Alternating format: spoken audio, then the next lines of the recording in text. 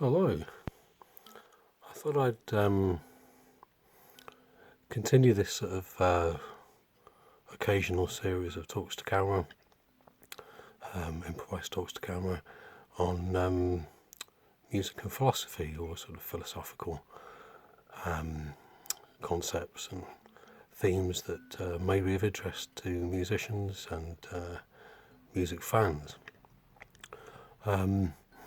Quite a lot of the work I do in philosophy of music is related to time. Time is a big preoccupation of mine when it comes to getting philosophical with music, but it struck me that it's not necessarily everybody's cup of tea. In fact, perhaps there are not that many musicians who think too much about time. Now, I'm not talking about timing in the sense of how long is indicated in the score to play a note for, or if in the case of improvisation, how long you might want to hold a note for, or how short, or etc. I'm not talking about that kind of time or timing, and I'm also not talking about the time of a gig or how long the gig lasts for. Gigs, what are they typically? 2 40-minute sets. I'm not talking about time as conceived in that way. Time as conceived in that way is a linear time. It's time as quantifiable. The gig starts at 9 o'clock and the gig needs to be finished by 11 p.m. And anything that happens in between is classed as belonging to the gig. But I'm not interested in that kind of time. The time I'm interested in is a more intensive experience of time. Time as a quality rather than a quantity. And in that respect, all musicians or anyone interested in knowing more about the event of music making should be very interested in that kind of time, because it is part and parcel of the event itself. In fact, so much to the point that you could contest whether a concert, a gig, a happening is a series of events over a certain time, or whether the experience of the time of those happenings, gigs, concerts, is actually constituted by events. It's kind of which came first, the time or the event. Now, obviously time in its quantifiable sense comes first. The gig starts at 9 o'clock, and then for the next however long, 2 hours, ultimately, say, the events that happen are classed as part of the gig. When it gets to 11 o'clock, that's the end of the gig. Any events that happen afterwards are not part of the gig. But that's time as a quantifiable thing. That's the chronological time, linear time.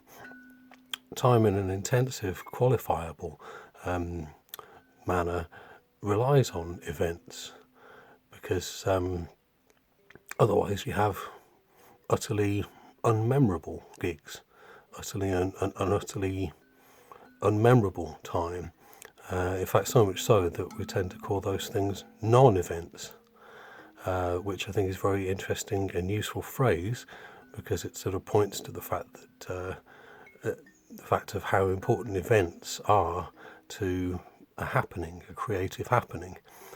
In fact, it's what's fascinating actually is there are certain compositions, likes of John Cage, Morton Feldman, Cornelius Cardew, many others, Lamont Young, where a piece or even a whole performance will be characterized by a certain amount of events that are predestined or prearranged to happen, and those become the focal points, the intensive points in the field of possibilities of what we call the event of performance, so concerts, gig, happening, etc., whatever.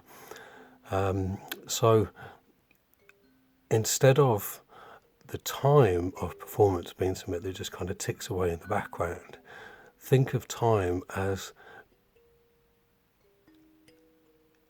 irreducibly related to the events that are the things that we take away from a particular performance, concerts, whatnot.